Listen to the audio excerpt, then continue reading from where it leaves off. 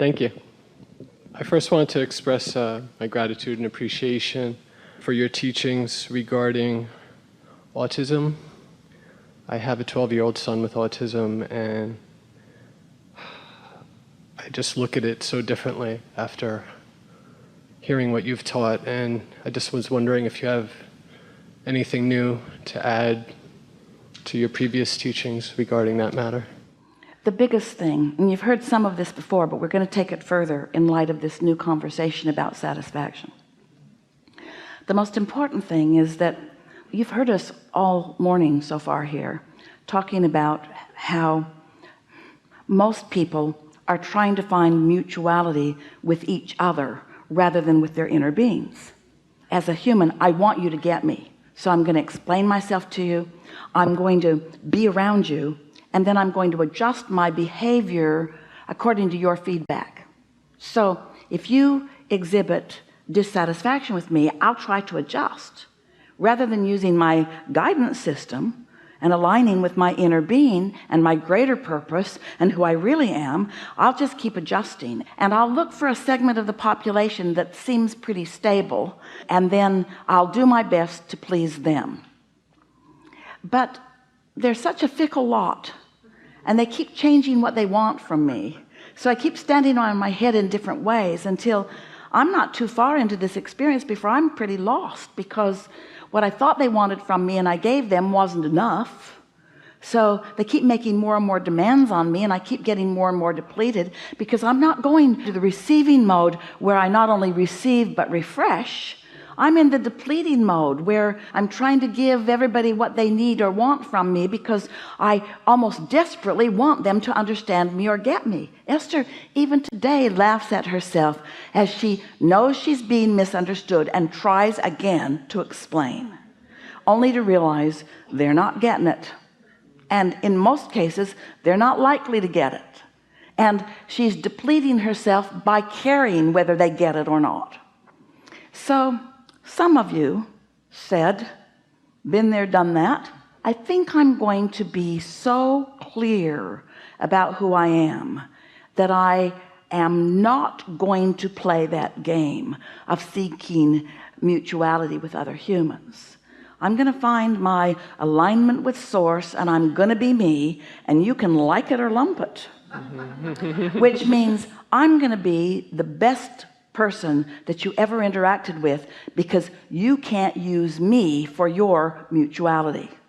If you need me to be different than I am, you're screwed, because I'm solid in my knowing who I am.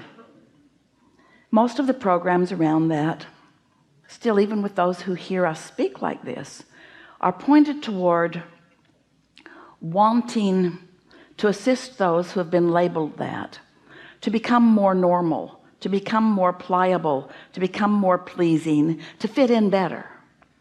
And this is the new part that we want to give to you, because there is expansion and improvement and evolution in all things. We would never say to you that anyone came with the intention of not expanding.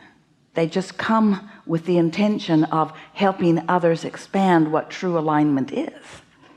So if you introduce into your equation, as you're watching your child, the satisfaction factor, and you notice how often there is satisfaction being experienced, even though others may not be satisfied, your child is feeling satisfaction. And then let your intention be to find for yourself, and therefore offer, because once you find it, you're radiating it, as much satisfaction, not just about that subject, but about life subjects, so that you're tuned in, tapped in, turned on. You'll begin to discover an ability to communicate, an ability to understand. We know you're already doing that, but your experience will be so dramatically enhanced, as what you care about is not your child's satisfaction, because that was handled when the decision was made to be born not seeking mutuality with other humans, but your own satisfaction factor, by demonstrating how good you are with how things are. You know, if someone is in your life and they want something from you that they don't think they're getting, isn't that uncomfortable? And when they lay it off on you, you know, if you were different, you'd be perfect. If you would just do this and this, then I would feel better. And that always feels so uncomfortable, because at deep levels of your being, you know that you can't conform enough to accomplish any long-standing satisfaction for any other person. Doesn't it feel good when someone just feels good and you're not the factor? Now, stay with us for a moment, because we know for sure that when someone is holding you as their object of attention, and they are tuned in, tapped in, turned on, and they are in love with life, and they are in love with themselves, and they are in love with you, that when they hold you as their object of attention, we know how good that feels to you. And we're not asking you to cut yourself off from that or not to appreciate it when it happens. We just want you not to need it. We don't want that to need to be your source of sustenance. And so once you've got that covered, and you do, then think about how wonderful it feels to know how to accomplish your alignment and to not be dependent upon anybody else who is sometimes helpful and sometimes not helpful. You've just got it going on. And so then imagine how wonderful it would feel to anyone, and especially someone like you're describing as your child, to be in a world that doesn't understand, who sort of offers vibrations that are confusing, that they have to sort of train themselves away from. But imagine how wonderful it feels to have someone tuned in, tapped in, turned on, holding you with all your differences as object of attention, with only appreciation and anticipation and positive expectation. Whew. And so really what the inner being of your child wants you to hear is this relationship that you all figured out before any of you got here was not about you finding ways to help this person.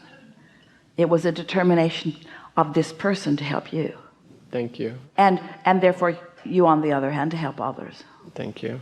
I have one follow-up regarding that topic. Is sometimes, and it's not as bad as it used to be, but sometimes I just get so nervous when there's something I need to do with my child in public because of some of the history. Yeah, because your child is not going to behave. Well, he does, Oh, but good. a lot better than he used to. Yeah. I mean, I get so nervous because I have flashbacks of things that happened when he was 6 that aren't happening anymore. But you don't trust the public to understand. And you know why you don't trust the public to understand? Can't trust the public to understand. That's not who they are. They're not tuned in, tapped in, turned on. They're out there needing all kinds of people to be different in all kinds of ways so that they can feel better. And there you are. I'm not playing your game anymore. We have a different message for you. Satisfaction is up to you, not up to us. I just need to let go of public concerns. Do you ever? Not just you, everyone. You make yourselves crazy. Did you see what that person is wearing? Oh my God, pink hair? Tattoos? People are just out of control. It's like they think they create their own reality, or like they get to own their own experience. Don't they know they are all here to please me? They don't seem to know it. They were all born selfishly oriented, you see. And so once you get to that point where you're good with whatever's going on out there, you're free. And until then, you're bound by their inability to please you. And the diversity of them makes certain that they can't please you. Esther is on the 7th floor in this hotel. And so are hordes of kids who are here for sports events. And so late at night, they're throwing a ball up and down the hallway. And a good number of times it just bounced right against her door. And Esther has a big wide door up there. She's got the lucky room. So that room's just captivating to them. And so they just kind of keep converging around that room. They just kind of wonder what's going on in that room. Why does that room have 2 doors? And so every time, or nearly, that she has gone in and out of her room, there have been a circle of little girls sitting here, and around the corner by the service elevator is a cluster of boys, and they are having the time of their lives. And Esther thought, I would do nothing in the world to disrupt the fun that they are having. If they tear the building down, I will not get in the way of their fun. In other words, this pure, noisy energy, they are misbehaving on every level, banging on the doors, throwing balls up and down the hallway, stealing her do not disturb sign and scampering away with it. Everything they can think of to add to their fun, they are doing. And what they don't know is that Esther is rooting for every bit of their noisy, rebellious, outrageous fun. You see, they are not conforming.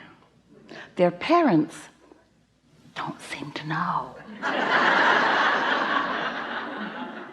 They're sort of hiding in their rooms.